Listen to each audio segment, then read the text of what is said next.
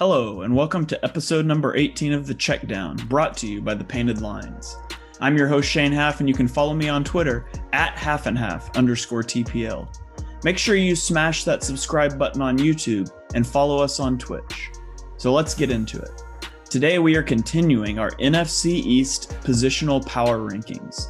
Last time we wrapped up the offense with the offensive line, and so if you've missed any of our offensive line videos, make sure you check those out.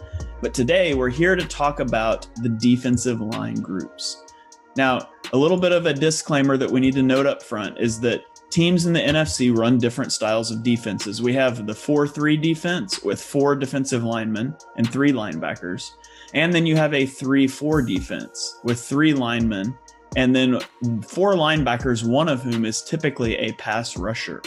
And so to the best of our ability, we have included the top pass rushing linebackers with the defensive line groups, so it's a fair comparison.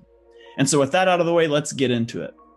At number 1, we have the Philadelphia Eagles. The Philadelphia Eagles project a starting lineup of Derek Barnett, Javon Hargrave, Fletcher Cox, and Brandon Graham, while they anticipate bringing Ryan Kerrigan, the rookie Milton Williams, and Josh Sweat off of the bench. Now, the Eagles run a 4-3 defense under former defensive coordinator Jim Schwartz, and they rarely blitzed.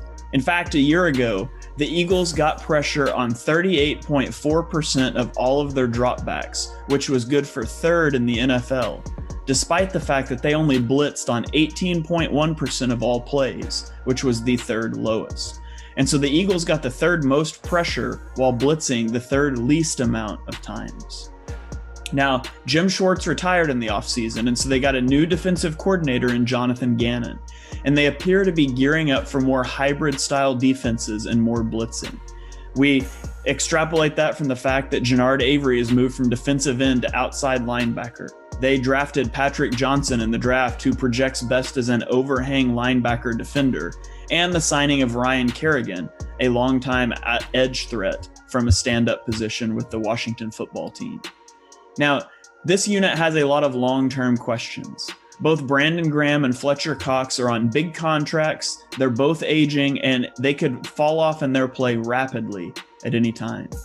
Derek Barnett has failed to live up to being a top 15 draft pick, and he is on the final year of his rookie deal.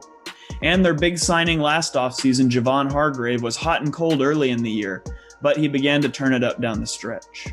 Now, Josh Sweat had a breakout season last year, and you could see him begin to push Derek Barnett for more and more playing time. All of that said, though, the Eagles should once again have one of the better pass rushes in the league in 2021. At number 2, we have the Washington football team. The Washington football team brings a projected starting lineup of Chase Young, Daron Payne, Jonathan Allen, and Montez Sweat, with Matt Ioannidis and Tim Settle rotating in off of the bench.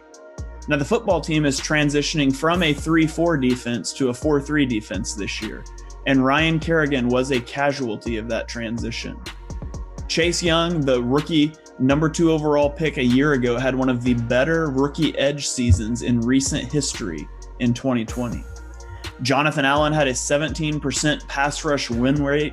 He's a very disruptive player, despite the fact that he only had 2 sacks. But often, people just look at the sacks, but they don't realize that sacks, there's a little bit of luck there. But Jonathan Allen brings the pressure on nearly every play. And then Daron Payne is a solid run defender, and you round that out with Josh Sweat, who's a dynamic threat off of the edge. Now, the football team has a better outlook than the Eagles' defensive line long-term, and that's simply due to age and talent. The average starter for the football team on the defensive line is 24 years old, while the average starter for the Eagles is 29. The football team has invested 4 first-round picks into the defensive line in the last 5 drafts, including the generational prospect Chase Young a year ago. And as such, they have nearly limitless upside and figure to be one of the more feared defensive fronts in the NFL for a long time. At number 3, we have the Dallas Cowboys. They have DeMarcus Lawrence, Carlos Watkins, Tristan Hill, Neville Gallimore, and Randy Gregory. And they are moving from a 4-3 group to a more of a hybrid defense. They're going to move between 4-3 and 3-4 and 3-3-5. And often that's coach speak for just acquiring the most talented mismatched players you can who don't really fit any scheme and then just assuming you can figure it out later. And history in the NFL shows that doesn't always work. And so we'll see what happens for the Cowboys this year. Now, we're not counting Micah Parsons as a part of this group, although he is a pass rushing linebacker, simply because we haven't seen the transition yet, and we're not sure how the Cowboys are going to deploy him. And so we're going to count him as a linebacker for the purposes of these ratings. And so DeMarcus Lawrence is a high caliber edge player. Beyond him, though, it's a little bit bare of a group. Aldon Smith is gone from last season, and so more of a load will be placed on Randy Gregory, who graded out well per PFF metrics, but he didn't get many sacks a year ago. Now, we've always noted that sacks, there's a tremendous amount of luck in that, and it's not just about sacks, it's about pressures. But you do like to see those translated into impact plays. And it'll be up to Randy Gregory to take a step forward this year. And really, for all of this unit, with the state of the Cowboys secondary and the deficiencies there, the fact that they were not able to snag one of the top corners in the draft, this is a defensive line grouping that needs to have strong play to help cover those deficiencies, similar to the philosophy the Eagles have, where they've tried to mask bad secondary play with a tremendous pass rush. And at number 4, we have the New York Giants. The New York Giants have Leonard Williams, Austin Johnson, Dexter Lawrence, and Azeez Ojulari, the rookie second-round pick. This is the only team in the division that runs a true traditional 3-4, now that Washington is transitioning to a 4-3. Leonard Williams had a great year a year ago in 2020 with 11.5 sacks and 30 quarterback hits on the interior defensive line. This is a unit that's great against the run. They were a top 10 defense in rushing yards allowed and yards per carry a year ago. But the upside of this unit is limited by the lack of a true edge threat.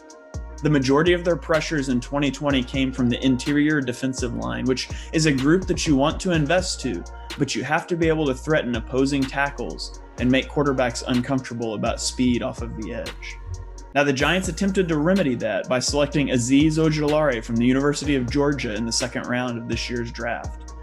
He has some injury concerns that they hope that he'll be able to play through, and time will only tell how much of an impact that he will be able to make. But the Giants will be looking for an immediate impact from their second round pick. That's going to do it for episode number 18 of the Checkdown. Make sure you subscribe here on YouTube so you don't miss the next episode, and drop a comment down below. Let me know what you think about the defensive line groups in the NFC East and who you think will reign supreme in 2021.